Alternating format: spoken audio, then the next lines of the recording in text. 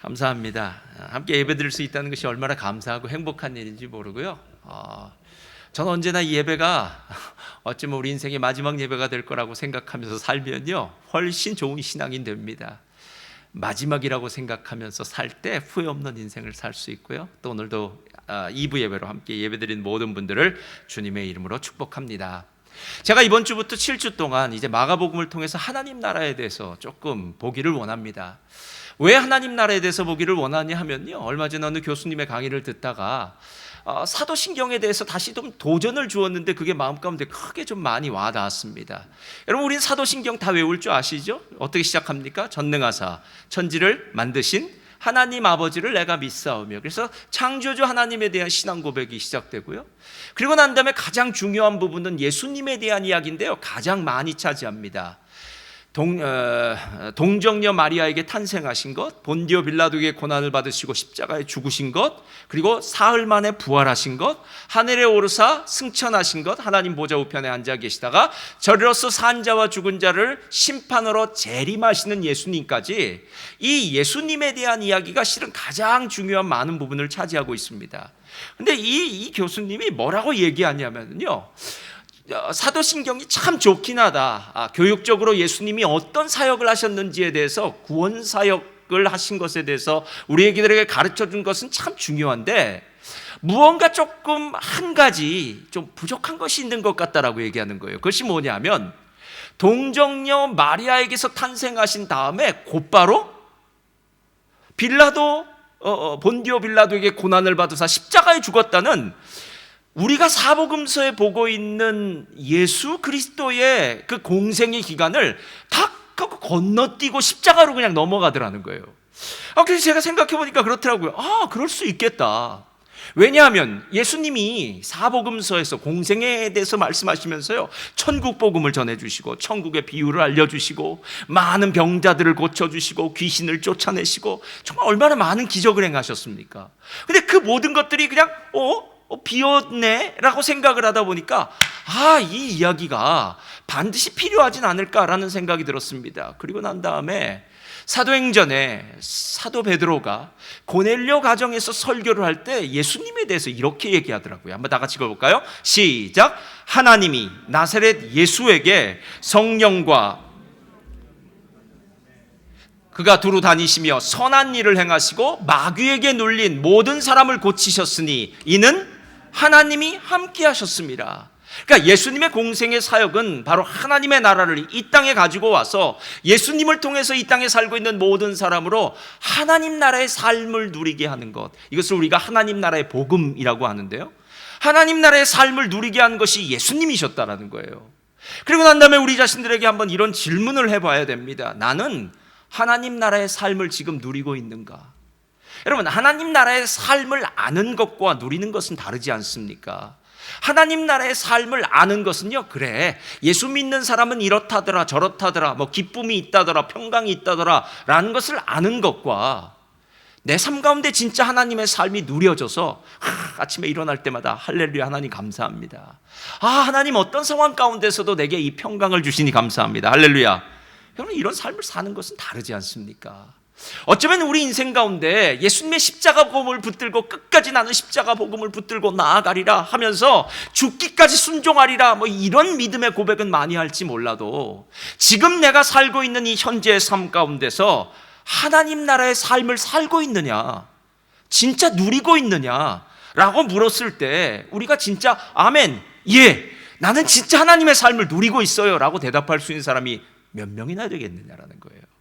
그래서 마가복음을 통해서요, 그 하나님의 삶이 무엇인지에 대해서 좀 우리가 근본적으로 보자라고 생각을 했습니다. 이번 7주 동안요, 저와 여러분 마음 가운데 지금까지 가지고 있던 선입견을 좀 내려놓으시기 바랍니다. 마치 빈 도화지를 가지고 하나님 앞에 서 있는 것처럼, 그래서 하나님이 어떤 그림을 그리시는지, 하나님이 오늘 예수님을 통해서 말씀하고 싶어하는 그 하나님의 나라가 무엇인지에 대해서 이 7주 동안 잘 배우시는 저와 여러분 되시기를 주님의 이름으로 축원드립니다. 자, 그리고 난 다음에 오늘 우리는 본문을 다시 한번 봐야 돼요. 자, 14절. 요한이 잡힌 후 예수께서 갈릴리에 오셔서 하나님의 복음을 전파하여 이르시되 때가 찼고 하나님 나라가 가까이 왔으니 회개하고 복음을 믿으라 하시더라. 오늘 예수님이 이 땅에 오셔서 가장 먼저 하신 일이 무엇입니까? 세례를 받으시고 난 다음에 요한이 잡히고 난 후에 예수님의 공생의 사역을 시작하셨습니다. 근데 공생의 사역을 시작할 때 성경은 뭐라고 이야기하냐면요, 갈릴리에 오셔서 하나님의 복음을 전파했다라고 얘기해요. 여러분, 왜 그냥 복음이 아니라 하나님의 복음이라고 얘기할까요? 거긴 이유가 있습니다. 그냥 복음은, 실은 복음이란 뜻은 복된 소식이잖아요. 그냥 복음은 많은 사람들이 살아가면서 각자 개인적으로 받을 수 있는 기쁜 소식이기 때문입니다. 이제 코로나가 터졌습니다. 이제나 저제나 우리가 제일 기다리는 것은 무슨 소식입니까? 백신 소식 아닙니까? 그래, 정말 후유증이 없는, 부작용이 없는 그런 코로나의 백신을 맞기만 한다면 지금까지 그토록 코로나로 인해서 두려워했던 그 모든 사람의 문제가 한 방에 물러가는 것 아닙니까? 그래서 백신 나오는 것이 우리들에겐 기쁜 소식 아닙니까?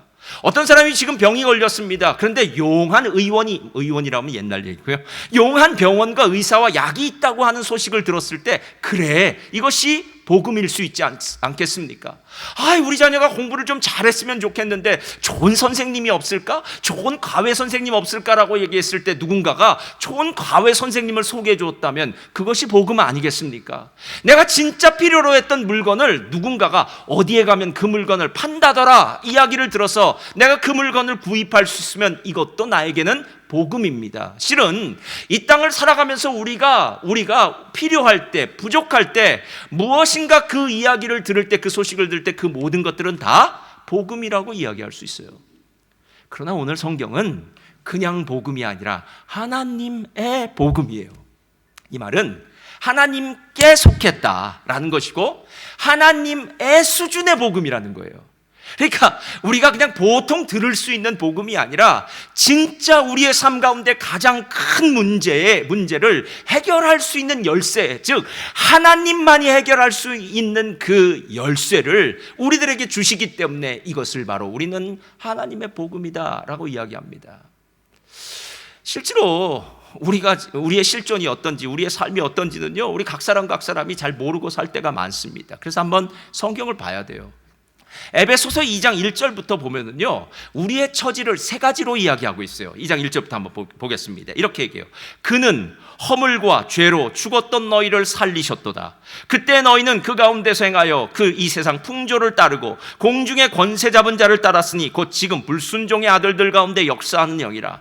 전에는 우리도 다 그 가운데서 우리 육체의 욕심을 따라 지내며 육체와 마음이 원하는 것을 하여 다른 이들과 같이 본질상 어떤 자녀였다고요? 진노의 자녀예요. 여러분, 세상 사람들은, 지금 교회에 나오지 않은 사람들, 하나님을 모르는 사람들은 자신이 어떤 존재인지를 몰라요. 여기에는 세 가지 이야기를 하고 있다고 얘기해요. 첫 번째, 우리는 영적으로 죽은 상태예요. 자, 영적으로 어떤 상태라고요? 죽은 상태예요. 자, 영적으로 죽었다는 것은 실제로 나는 죽지 않았어요. 지금 살아있어요. 숨 쉬고 있어요. 그러나 문제는 이렇게 숨 쉬고 있다고 해서 우리 영원토록 사는 존재는 아니지 않습니까? 마치 꽃꽂이를 해놨을 때 꺾어놓은 꽃은 한 주, 두 주, 길게 가면 2주 정도 가더라고요. 그리고 난 다음에 시들어서 말라지듯이 우리의 인생은 꽃꽂이 같지는 않지만 70년, 80년, 좀 요즘처럼 의학이 좋아진 좋은 세상이 되었다면 90년, 100년, 정말 우리는 어느 정도의 시간을 살기는 하지만요, 결국 죽을 수밖에 없는 존재, 죽음을 인생의 운명으로 받을 수밖에 없는 존재의 그 이유는 무엇이냐면 영적으로 하나님과 단절되었기 때문에, 영적으로 죽었기 때문에 우리는 육적으로 죽은 상태와 다름없다라고 이렇게 얘기한다는 거예요. 그리고 난 다음에 두 번째는요, 우리의 삶의 방식에 대해서 얘기해요. 그때 예수를 믿기 전에 우리의 삶의 방식은, 오늘 성경을 보니까 우리 육체의 욕심을 따라 지내며 육체와 마음이 원하는 것을 하면서 살았다라고 얘기해요. 여러분, 세상 사람들은요, 자기가 원하는 대로 삽니다. 내가 번 돈은 내 돈이에요. 내 시간도 내 거예요. 그리고 내 젊음도 내 거예요. 그렇기 때문에 내 마음대로 다 사용해요. 내가 가고 싶은 곳을 갑니다. 내가 먹고 싶은 것을 먹지요. 당연히 내가 살고 싶은 대로 삽니다. 그런데 문제는 이렇게 내가 원하는 대로 살고 난 다음에, 이야, 내 인생 정말 행복해, 나 정말 복받은 인생이야 라고 이야기하기보다는, 허무하다, 내가 원하는 대로 분명히 살았는데 내 인생의 마지막에 손익계산서를 놓고 결산을 해보니까 손익 계산서가 마이너스더라는 거예요. 마이너스더라는 거예요. 오늘 그 얘기하고 있는 거예요. 여러분 진짜 욕심대로 살아서 원하는 대로 살아서 정말 행복합니까? 학생이라면 이렇겠죠. 학생들이 공부를 좋아하는 학생이 몇 명이나 있겠습니까? 노는 것, 컴퓨터 게임하는 게 좋겠죠. 그래서 컴퓨터 게임 열심히 하고 싶은 대로 살았습니다. 그랬더니 페일 하더라는 거예요. 정말 열심히 공부했으면 좋았을 텐데 라는 거, 정말 많은 사람들이 얼마나 시간이 지나고 난 다음에 후회하는 목록 중에 하나겠느냐는 거예요. 그런데 더 중요한 게 있어요.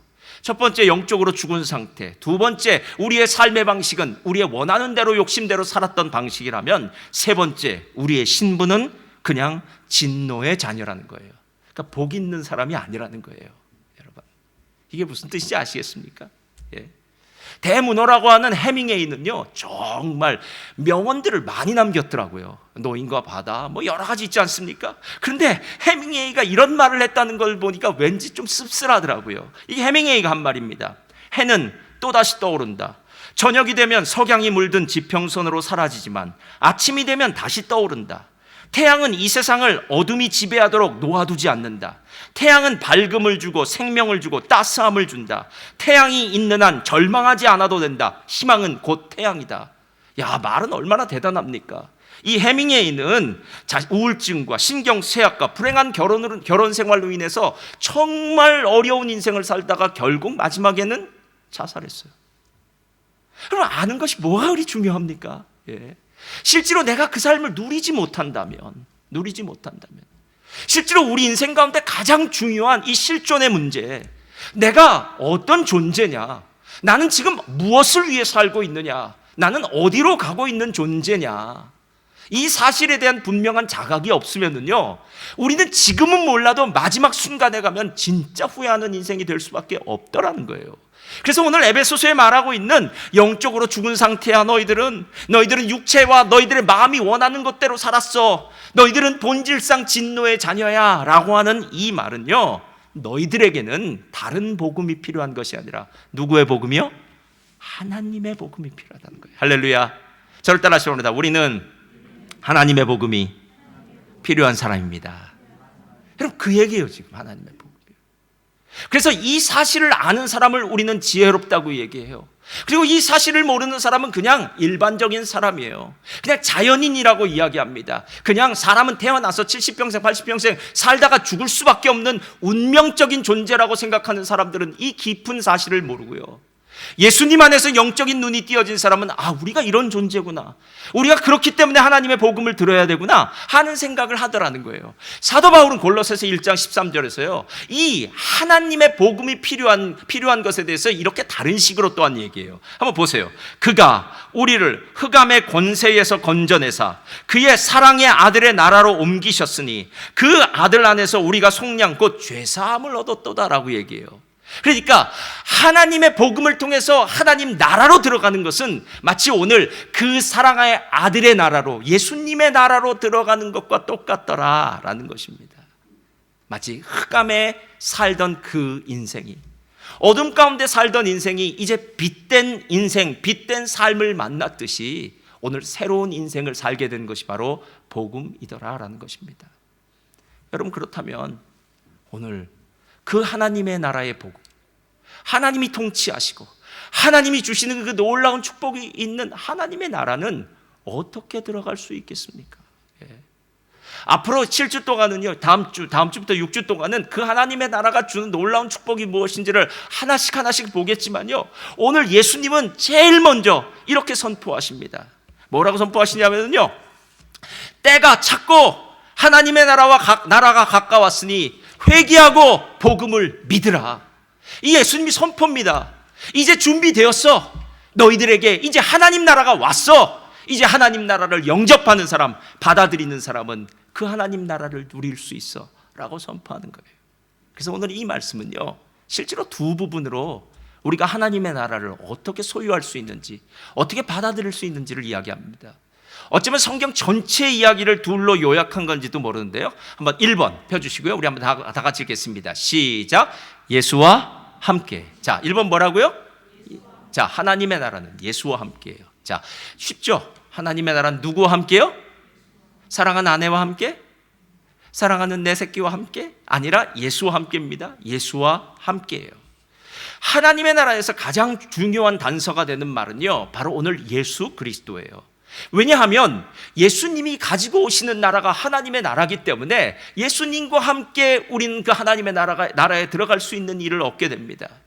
구약의 다니엘서에는 예수님에 대해서 얘기할 때 이렇게 얘기해요. 내가 또 밤에 환상 중에 보니 인자 같은 이가 하늘 구름을 타고 와서 옛적부터 항상 계신 이에게 나아가 그 앞으로 인도되매 그에게 권세와 영광과 나라를 주고 모든 백성과 나라들과 다른 언어를 말하는 모든 자들이 그를 섬기게 하였으니 그의 권세는 소멸되지 아니하는 영원한 권세요 그의 나라는 멸망하지 아니할 것이요.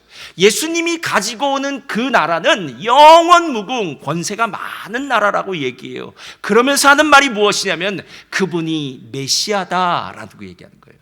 그럼 메시아라는 말은 히브리어로 기름 부음 받은 자고요, 이 히브리어의 기름 부음 받은 자는 헬라어로는 그리스도예요. 그러니까 그리스도라는 뜻이에요.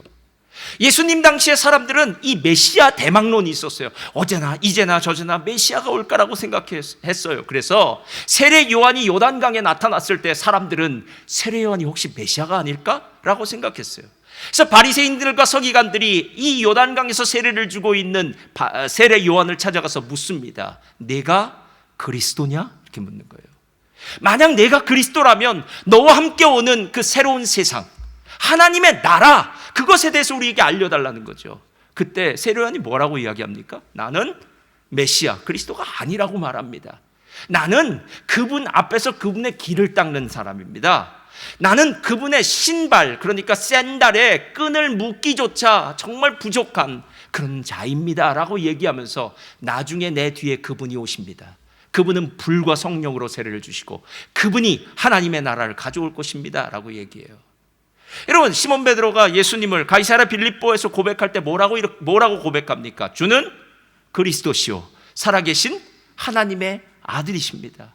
여러분, 예수님의 제자들이, 예수님을 만난 모든 사람들은 예수님이 바로 그 메시아라는 사실을 알게 되었어요. 하나님의 나라를 이 땅에 가지고 오실 그 분에 대해서 분명히 알게 되었다라는 겁니다. 제가 아직도 어렸을 때 저희 아버지에 대해서 기억하면요, 저희 아버지 회사가 종로에 있었어요. 화신 옆에 종로 2가 있었는데요, 아버지가 매일 한 회사를 오랫동안 한 50년 다니셨으니까요, 회사에서 집으로 들어오실 때마다 언제나 조그만 간식을 사와요. 어느 날은 모나카도 사오고 어느 날 과자도 사오고 그래요. 그러다가 어느 날엔 정말 특별한 걸 사오세요. 뭐냐면 바나나. 그땐 그렇게 바나나가 귀했어요. 그래서 바나나 이렇게 한 송이를 사오면 아이들에게 나눠주는 거예요. 2개씩 잘라서 이렇게. 그럼 그걸 그때는 장롱에 넣어놨어요. 아니, 왜 바나나를 그렇게 장롱에 넣어놨는지 몰라요. 그리고 난 다음에 혼자 이런 생각이 들었어요. 내가 나중에 돈을 벌면 바나나를 많이 사 먹으리라. 여러분, 오죽하면 원숭이 이렇게 얘기하면서 맛있으면 사과 빨가면 사과는 맛있으면 바나나. 그때는 바나나가 최고였어요. 바나나. 요즘은 바나나 있어도 안 먹어요. 여러분, 제가 그때를 생각하면서 언제나 마음 가운데 참 감사하고 기쁜 건 뭐냐면, 아버지 하면 생각나는 건 저녁에 버스를 타고 내리시는 아버지 손에 들리워진 가방에 뭔가 먹을 게 있다는 거예요. 그래서 아버지에 대한 그 마음이 너무 감사해요. 우리 아버지는 정말 성공한 아버지야. 왜냐하면 자녀의 마음 가운데 아버지에 대한 그 애틋한 마음, 감사의 마음이 있으니까요. 여기는 차를 타고 왔다 갔다 거리니까 그런 것도 별로 없고 그래요. 여러분, 예수님이 이 땅에 가지고 오신 그 하나님 나라의 선물이 얼마나 귀한지 진짜 아십니까? 많은 사람들이 예수님을 모르니까, 예수님이 함께 가져오신 그 선물이 얼마나 대단한지를 모르니까 예수님 말고 딴 거 자꾸 달라는 거 아닙니까? 고린도전서 1장을 보니까 예수님 앞에 의로움과 거룩함과 성결함과 모든 게 다 들어있는데요, 내가 너희에게 나의 독생자 외아들 예수도 아끼지 않고 주었는데 그 예수 외에 다른 거 안 주겠느냐라고 말씀하신 그 하나님의 마음, 하나님에게 있어서 예수님은 모든 것 중에 모든 것인데 우리는 과연 예수님이 가지고 오시는 그 하나님 나라의 놀라운 축복을 진짜 받고 누리고 있느냐라는 거예요. 오늘 마가복음 1장 15절을 보면요, 예수님이 하나님의 나라의 복음이죠, 하나님의 나라를 가져오실 때 아주 중요한 단어 하나를 거기다 먼저 설명해요. 그것이 무엇이냐면은 때가 찼고라는 말을 해요. 때가 찼고. 그러니까 예수님이 아무 때나 오신 게 아니라 때가 차서 이 땅에 오셨다는 거예요, 여러분. 이 말은 구약에 예수님이 오실 것에 대해서 예언한 대로 하나님의 때가 찼을 때 예수님이 오셨다라는 겁니다. 여러분, 여기서 때가 찼다는 말이 카이로스라는 말 아마 들어보셨을 겁니다. 헬라어에서는 시간을 의미하는 단어가 두 개가 있어요. 하나는 크로노스, 하나는 카이로스예요. 크로노스는 그냥 흘러가는 시간입니다. 지금도 시간이 흘러가잖아요. 그러나 카이로스는 정해진 시간, 정해진 때. 그리고 저는 이 카이로스를 이렇게 해석해요. 훨씬 낫더라고요. 기회라고 생각해요. 여러분, 기회는 잡아야 됩니다. 그렇죠? 기회는 놓치고 나면 후회할 수밖에 없습니다. 그때 그걸 할 걸. 저는 이 카이로스 기회만 생각하면요, 언제나 떠오르는 사건 하나가 있어요. 제가 예전에 남미에서 사역할 때 제 옆 나라에서 갑자기 목사님이 이제 교체되었는데, 그 목사님이 제가 알고 보니까 한국에서 조직신학 박사였는데 성령론의 대가라고 그러더라고요. 실제로 그분이 성령론을 진짜 잘 가르치세요. 그래서 제가 옆 동네에 있는 또 제 친구 목사님에게 이렇게 말했습니다. 아무개 목사님, 요번에 오는 그 목사님이 성령론의 대가, 조직신학 박사니까 그분은 오시자마자 빨리 초대해야 된다고. 왜냐하면 내가 보기엔 그분 남미에 오래 있을 분이 아니라고 그랬어요. 그래서 제가 그분이 오시자마자 그 해에 그분을 초대하고요, 그 다음 해에도 그분을 초대해서 저는 2번 그분을 초대해서 여러 가지 아주 정말 주옥 같은 그런 신학적인 이야기를 듣고 세미나를 끝냈어요. 그런데 놀랍게도요, 제가 딱 2번 모시고 난 다음에 2년 3개월 만에 그분이 귀국하셨어요. 몇 년이 지나고 난 다음에 제 옆 동네 사는 목사님이 저한테 이렇게 얘기하는 거야. 제 목사님, 내가 그때 목사님 말씀 듣고 그 목사님 모셨어야 되는데. 이걸 뭐라고 얘기하죠? 후회. 기회를 어떻게 한 거예요? 놓친 거예요, 여러분. 여러분, 정말 안타깝죠? 그 당시에 그걸 기회라고 알았다면 놓치지 않았을 텐데. 그게 기회라고 생각하지 않았죠. 계속 되어질 것이라고 생각했죠. 제가 처음에도 얘기했지만요, 예전에 MBC인가요? 어디서 그런 조사를 했더라고요. 설문조사를. 뭐냐면 나이 대수별로 가장 후회하는 거. 그래서 30대, 40대, 50대 이렇게 남자, 여자 했는데 제가 그거 보고 깜짝 놀랐어요. 거기서 사람들이 제일 많이 후회하는 게 뭐냐면 공부할 걸. 예. 여기는 이제 이 얘기를 들어야 될 사람은 없네요. 예. 공부할 걸이라고 후회한 사람이 많다는 거예요. 왜냐? 공부할 때가 있지 않습니까? 공부할 때가요. 그 때를 놓치고 나면 공부하지 못해요, 여러분. 살다 보면 힘들어요. 또 제가 살다 보니까요, 연애할 때가 있더라고요. 그렇지 않습니까? 예? 사람을 만나야 될 때가 있더라고요. 결혼도 때가 있더라고요, 여러분. 결혼도 때가 있더라고요. 예? 아니, 세상엔 모든 게 때가 있어요. 근데 그 때를 현재 모르는 거예요. 지금 그 순간은요. 그래서 그냥 흘려보내는 거예요. 근데 흘려보내고 난 다음에 꼭 그 일에 대해서 후회하는 사람, 우리는 이런 사람을 일컬어요. 참 내가 어리석었어. 어리석은 사람이야. 엎질러진 물이야. 라고 이렇게 이야기하는 경우가 얼마나 많이 있느냐라는 거예요, 여러분. 얼마나 많이 있냐는 거예요. 제가 지난주에 담이 조금 걸려서요, 이렇게 몸이 조금 안 좋았어요. 근데 제가 큰 거 하나 배웠어요. 그게 뭐냐 하면, 몸이 아프니까요, 기도도 안 되더라고요. 여러분 아시나요? 몸이 아프니까 기도도 안 돼요. 그래서 제가 이런 생각 들었어요. 나이 드신 분들이 이리도 아프다 저리도 아프다 그럴 때 신앙생활 하기 참 힘드시겠구나 하는 생각이 들었어요. 왜? 집중이 안 돼요. 몸이 아프니까. 집중이 안 돼요, 여러분. 일도 때가 있습니다. 공부도 때가 있고, 연애도 때가 있고, 결혼도 때가 있듯이 일도 때가 있어요. 여러분, 주님의 일도 때가 있어요. 때가 있어요. 여러분, 지금 오늘도 지나고 내일도 지나고 시간이 지나면 되겠지. 내일도 주일에는 예배가 있을 텐데요. 그거는 어리석은 사람들의 이야기고요. 내일은 내 날이 아닙니다. 아닙니다. 그래서 바울이 또 얘기를 해줘요. 고린도후서 6장 1절이죠. 한번 볼까요? 다 같이 읽겠습니다. 시작. 우리가 하나님과 함께 일하는 자로서 너희를 권하노니 하나님의 은혜를 헛되이 받지 말라. 2절 이르시되 내가 은혜 베풀 때에 너에게 듣고 구원의 날에 너를 도왔다 하셨으니 보라 지금은 은혜 받을 만한 때요. 보라, 지금은 구원의 날이로다. 언제요? 지금이요. 오늘이요. 여러분, 지금이에요. 이래서 우리가 감사한 겁니다. 지금 이 말씀을 듣고 있다는 자체만으로도 감사한 거예요. 왜? 내가 이 말씀을 지금 듣고 있기 때문에 내 삶의 변화가 시작되는 것 아닙니까? 내가 만약에 이 기회를 놓쳤다면 이 말씀은 더 이상 들을 수 없는 말씀인데, 아멘 주님, 내가 이 말씀을 듣게 하시니 감사합니다. 여러분, 때가 찼고라는 말은요, 기회가 왔고라는 말이에요. 예수님은 3년 반밖에 이 땅에 사시지 않았습니다. 만약에 하나님의 아들이신 예수님이 3년 반밖에 이 땅에 안 계실 것이라고 처음부터 사람들이 알았다면요, 원근 각지에서 다 찾아갔을 겁니다. 그렇죠? 근데 그들은 이렇게 생각했어요. 에이, 이번에 우리 동네 지나가고 나시면 다음번에 오겠지. 아이고, 예수님 33살밖에 안 되셨는데 30살 초반인데 아직도 시간이 더 있겠지 라고 생각했던 사람들, 나중에 주님이 죽으시고 부활하시고 승천하시고 난 다음에 그때 예수님 만날 걸, 그때 예수님 볼 걸 얼마나 가슴을 치면서 한탄했겠느냐는 거예요. 예수와 함께라는 것은 예수님이 들리워질 때 그 기회를 잡으라는 얘기예요. 복음의 기회를 잡으라는 거예요. 두 번째가 있어요, 여러분. 자, 펴주세요. 다 같이 읽겠습니다. 시작. 회개와 믿음으로. 자, 첫 번째가 뭐라고요?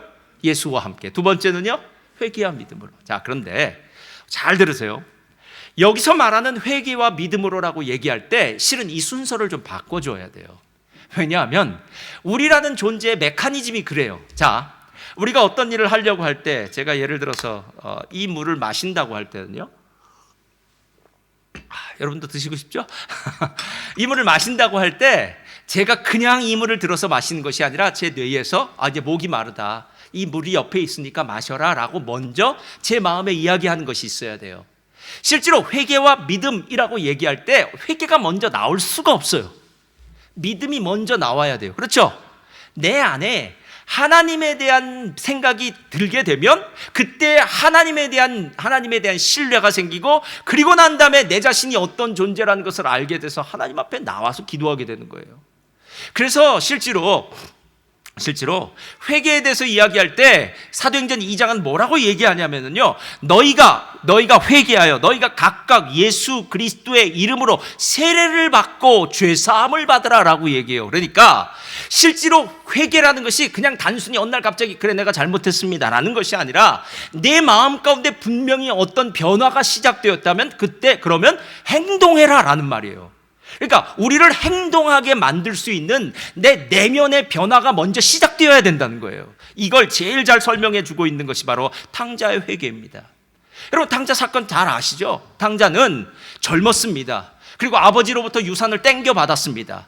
그 유산 결코 작지 않은 돈이었을 겁니다. 그가 야, 나는 이제 내 인생 한번 살아보겠어 라고 이야기하면서 아버지가 주신 그 유산 갖고 먼 나라에 가서요, 거기서 호랑방탕하게 살았습니다. 그런데 문제는요, 이 땅에 있는 모든 것들은 다 서서히 고갈될 뿐이에요. 영원한 것은 세상에 없습니다. 점점 줄어들더니 갑자기 그 동네에 흉년이 들어서 모든 재산을 다 날려버립니다.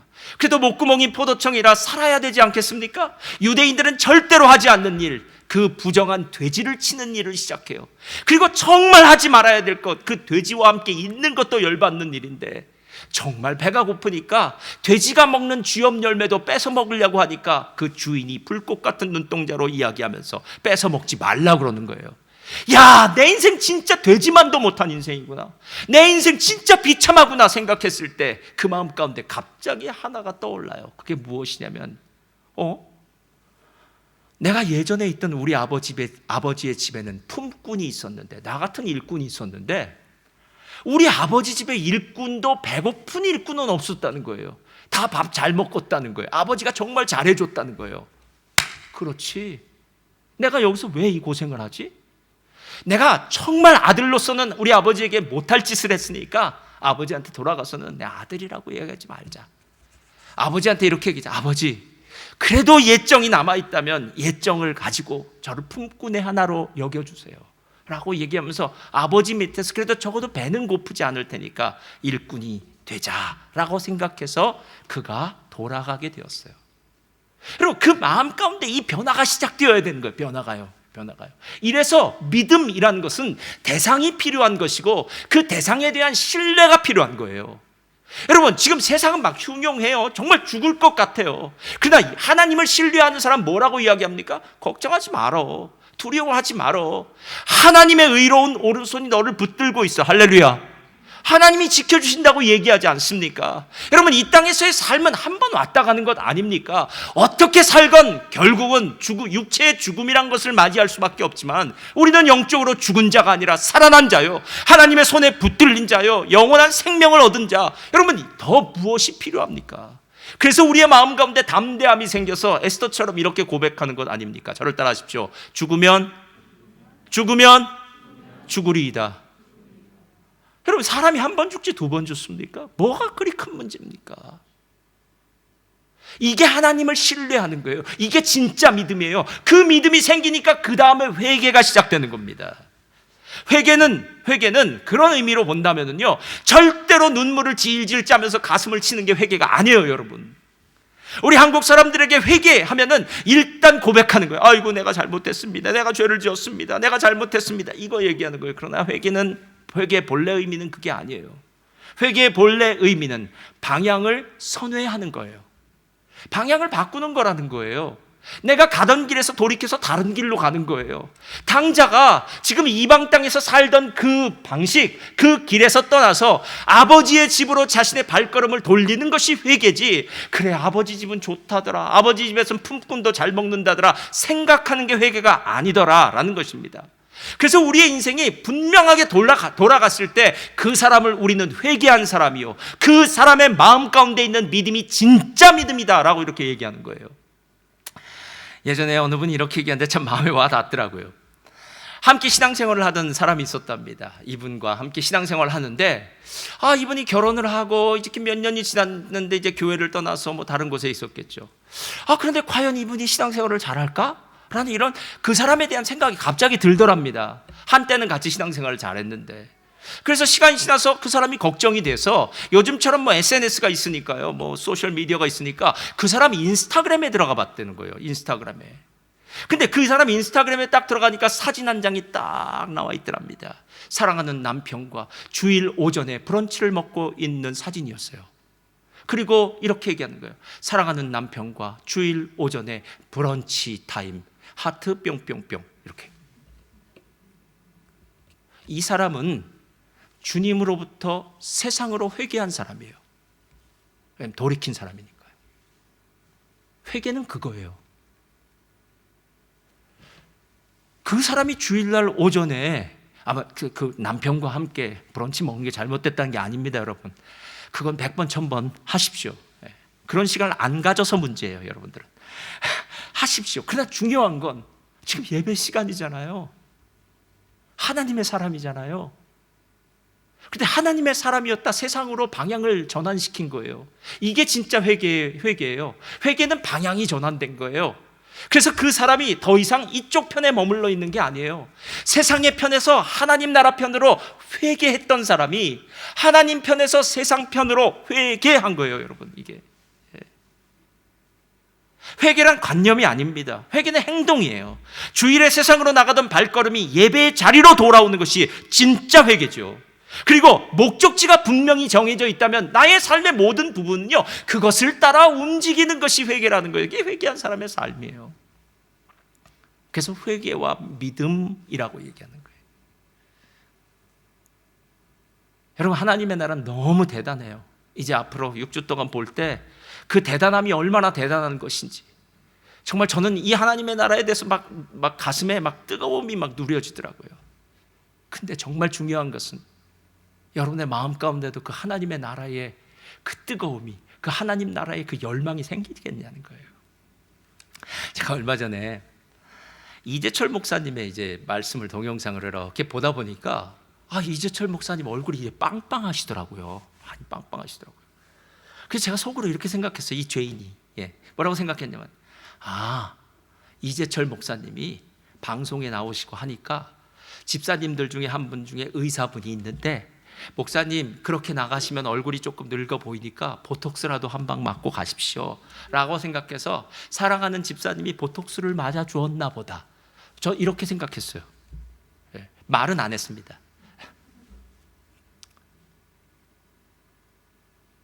그리고 몇 주가 지나서 목사님 다른 설교를 듣는데 제가 정말 많이 회개했어요. 왜냐하면 목사님이 이렇게 얘기하더라고요. 3년 전부터 류머티즘으로 많이 고생을 하셨대요. 류머티즘으로 고생하다 보니까 약을 점점 센 약을 갖다 붓기 시작했는데 어느 날 센 약을 먹고 났는데 얼굴이 마치 납덩이를 얹은 것처럼 얼굴이 막 이렇게 붓더라는 거예요. 내 얼굴이 내 얼굴 아닌 것 같더라는 거예요. 너무 힘들더라는 거예요. 여러분, 보톡스를 맞은 게 아니라 지금 류머티즘 약을 먹고 부작용이 생긴 거예요. 얼굴이 그렇게 막 너무 힘들더라는 거예요. 근데 그 말씀 다음에 제가 진짜 가슴에 더 크게 회개하면서 그 말씀 마음에 들었는데요. 뭐라고 얘기하면 이렇게 얘기하세요. 하지만 저는 믿습니다. 저보다 하늘 땅 차이만큼 생각이 높으신 하나님께서 이 모든 것도 제게 필요하기에 주시는 과정이라는 사실을. 여러분, 하나님 나라를 진짜 소유한 사람은요, 이 땅에서 벌어지는 그 작은 문제들 때문에 고민하지 않습니다. 아니, 하나님 나라의 백성이 되었는데요, 하나님 나라의 왕이 되었는데요, 뭐가 그리 문제입니까? 우리 아이 공부를 좀 잘한다, 못한다, 내가 조금 건강하다, 건강하지 않다, 내가 원하던 거 이루어졌다, 안 이루어졌다. 여러분, 이게 그렇게 중요한 겁니까, 진짜? 정말 예수님을 통해서 영원히 죽을 수밖에 없는 인생이 하나님 나라의 그 놀라운 축복을 받은 사람이 되었는데, 하나님 나라의 것은 생각하지도 못한 채 이 땅에서 벌어지는 크고 작은 그 일들로 일희일비, 조금은 좋으면 헤헤덕거리다가 조금 나쁘면 화내고 짜증내는 그런 인생이 진짜 그리스도인의 인생이겠냐는 거예요. 진짜 하나님 나라를 받은 사람의 인생이겠냐는 거예요. 그리고 난 다음에 이렇게 더 얘기하세요. 적어도 그리스도인이라면, 구별된 사람이라고 자신을 이야기한다면, 삶에 벌어지는 어떤 일들, 자연재해든 어떤 일든, 어떤 일들의 현장 속에서도 그리스도인의 사고방식과 그리스도인의 판단과 그리스도인의 인식을 가져야 될 사람이 되어야 되지 않겠느냐는 거예요. 그러니까 환경과 상황 속에서 그리스도인처럼 대처하고 그리스도인처럼 처방해야 되지, 적용해야 되지 않겠느냐라는 거예요. 이런 것들을 히브리서에는 뭐라고 얘기한 줄 아십니까? 저를 따라하시기 바랍니다. 세상이 감당하지 못하는 그리스도인, 그렇게 얘기하는 거예요. 세상 사람들이 보는 거예요. 야, 예수 믿는 사람 진짜 대단해. 나 같으면 저런 교회 안 나간다. 나 같으면 예수 안 믿는다 라고 세상 사람들은 얘기해요. 야, 그렇게 자존심을 상했는데, 그렇게 당했는데 그래도 또 주님 앞으로 나아간다고? 라고 얘기할 거예요. 그냥 우린 틀려요. 우리에게 있어서 문제는요, 하나밖에 없어요. 영원히 죽고 영원히 사는 문제. 사단의 흑암의 나라 권세 아래 살던 우리가 영원한 하나님 나라의 권세 아래 사는 것, 여러분, 그 외에 뭐가 더 중요하겠습니까? 그럼 이 사실이 가슴 뜨겁게 우리 안에 들어오기 시작하면 우리 삶이 얼마나 행복한지 몰라요. 저는 이거를요, 용광로 신앙이라고 얘기해요. 용광로 신앙. 여러분, 용광로 아세요? 포항제철의 그 용광로 안에는 모든 불순물이 다 들어가요. 그래도 상관없어요. 다 녹아져요. 진짜 하나님 나라의 그 복음을 아는 사람들은 용광로 신앙을 살아요. 삶의 문제요? 아무것도 아니에요. 세상이 감당하지 못하는 사람, 이게 하나님의 나라예요. 그럼 제가 이제 마지막으로 묻겠습니다. 우리 찬양팀 앞으로 나와주시고요. 여러분은 세상이 감당하지 못한 사람입니까? 진짜 하나님의 나라의 삶을 살고 있습니까? 하나님의 나라를 누리고 계십니까? 그렇지 못하다면 오늘 결단하십시오. 나는 반드시 하나님의 나라의 삶을 살 거야. 그리고 하나님의 삶을 누릴 거야. 그리고 세상 사람들이 나를 바라볼 때, 야, 최주호 목사는 세상이 감당하지 못할 그리스도인이야. 야, 아무개 집사는, 아무개 권사는, 아무개 장로는, 아무개 성도는 세상이 감당하지 못하는 그리스도인이야 라는 이 놀라운 고백이 세상 사람들의 입에서 여러분 귀에 들려지기를 주님의 이름으로 축원드립니다. 아멘.